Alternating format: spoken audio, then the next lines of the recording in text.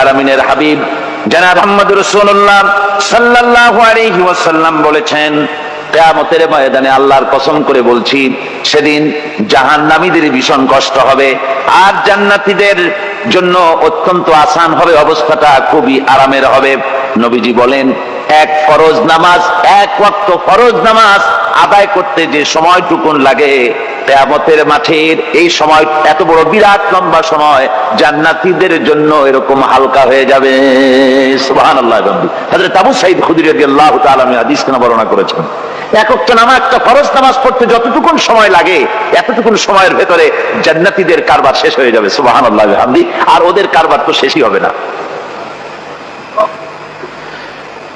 وَيَوْمَ تَشَقَّقُ السَّمَاءُ بِالْغَمَامِ وَنُزِّلَ الْمَلَائِكَةُ تَنزِيلًا।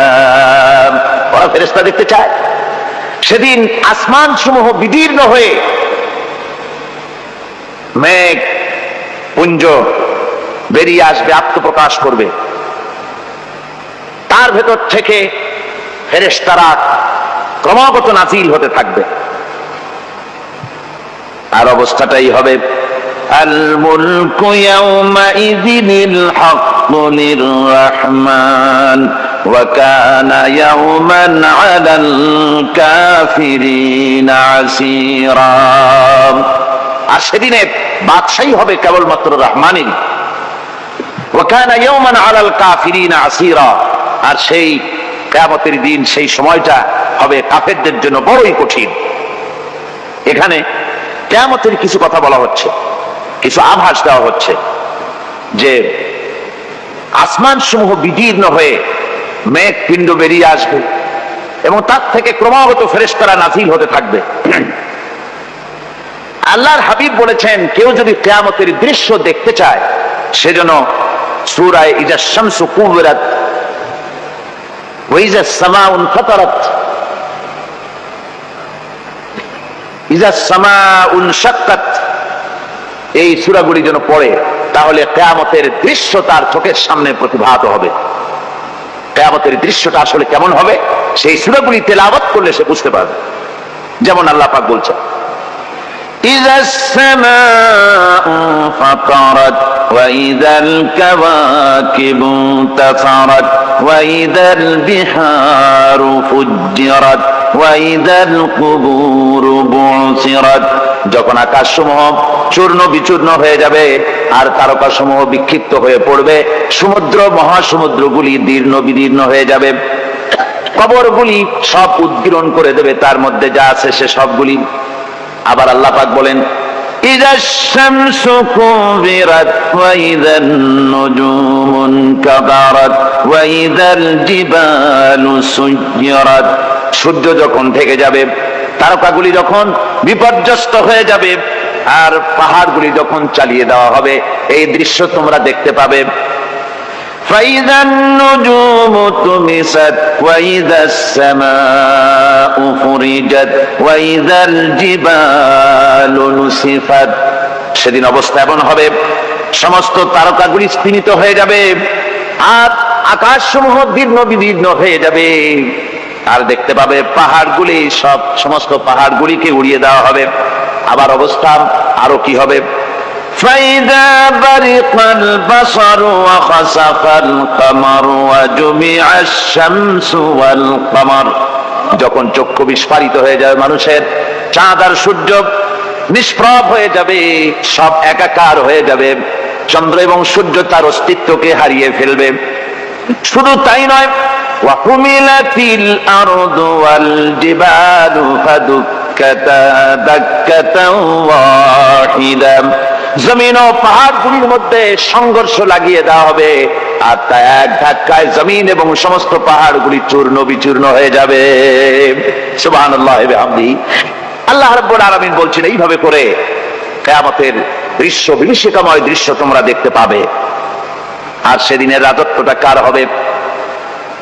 আল মুলকু ইয়াউমাইযিনিল হাক্কু লির-রাহমান। সেদিনের রাজত্ব হবে কেবলমাত্র রহমানের।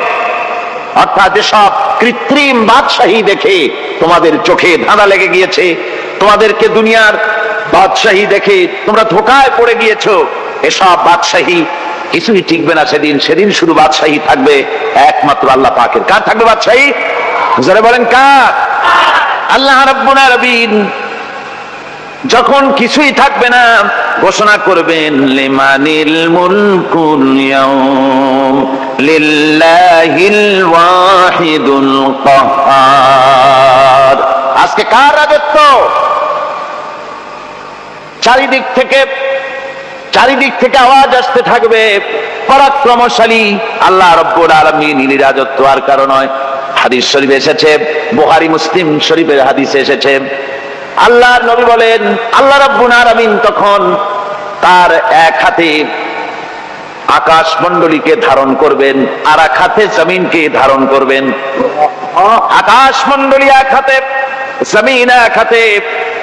এভাবে আল্লাহ রাব্বুল আলামিন বলবেন আইনাল জাব্বারুন আইনাল মুতাকাব্বিরুন। কোথায় সেই স্বৈরাচারীরা? কোথায় সেই দুর্বিনীত অহংকারী স্বৈরাচার যারা আমার জমিনের উপরে, আমার মানুষের উপরে রাজত্ব চালিয়েছে? তারা আজকে কোথায়? কোথায় সেই অহংকারীরা? আল্লাহ পাক সেদিন যে বলবেন, সেদিন তো বলবেন, কিন্তু দুনিয়ার মাঝেও স্বৈরাচার যারা, অহংকারী যারা, তাদের শাস্তি পৃথিবীর বুকেও দেন, আর সেদিন তো দিবেনি।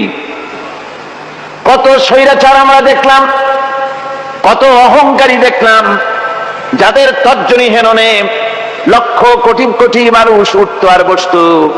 তাদের জিল্লাতির সঙ্গে আল্লাহ রাব্বুল আলামিন কতজনকে বিদায় করে দিলেন। ফুলের মালা নিয়ে কুলাতে পারে নাই, পা থেকে শুরু করে গলা পর্যন্ত ফুলের মালা দিয়া ডুবাই দিল ভক্তরা।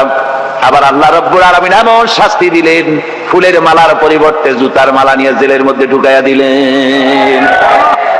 ঠিক কিনা গান? অহংকারী আর স্বৈরাচার যারা হয়, আল্লাহ পাক এভাবে তাদের দৃষ্টান্ত দেখিয়ে দেন। আমরা কত দেখলাম, 9 বছরের রাজা 10 বছরের সাজা। পৃথিবীর বুকে যারা অহংকার করে, যারা স্বৈরাচার হয়, আল্লাহর আইনকে যারা বৃদ্ধাঙ্গুষ্টি প্রদর্শন করে, আল্লাহ পাক তাদের জমিনেও দেখান। এখানে চূড়ান্ত ফয়সালা আল্লাহ করেন না, আসল ফয়সালার জায়গা তো আছেই, তবে এখানে নমুনা দেখায় দেন।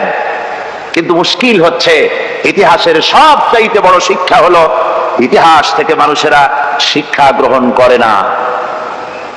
একজনে যে কাম করে বিপদে পড়ে, আর একজন এসে আবার সেই পথেই অগ্রসর হয়, নিশ্চিত মৃত্যুর পথে। আমার বন্ধুগণ, আল্লাহ পাক বলছেন সেই দিন আমার রাজত্ব হবে, আর কারো রাজত্ব হবে না। وَكَانَ يَوْمًا عَلَى الْكَافِرِينَ عَسِيرًا। আর ওই দিনটা, ওই কিয়ামতের দিন হবে কাফেরদের জন্য সবচাইতে কঠিন। সবচাইতে কঠিন হবে কাদের জন্য? কাফেরদের জন্য। কাফের কারা? কাফের হচ্ছে তারা যারা নাকি আল্লাহর আইনকে অস্বীকার করেছে, আল্লাহকে অস্বীকার করেছে, আল্লাহর আইনকে অস্বীকার করেছে। ওরা কি? কাফের। কুফর শব্দের অর্থ হচ্ছে গোপন করা। এই জন্য অন্ধকার রাতকে আরবিতে কাফের বলা হয়েছে, অর্থাৎ যা সব জিনিসকে অন্ধকার দিয়ে ঢেকে দেয়। তো কুফর হচ্ছে সেই জিনিস যা মহাসত্যকে ঢেকে দেয়।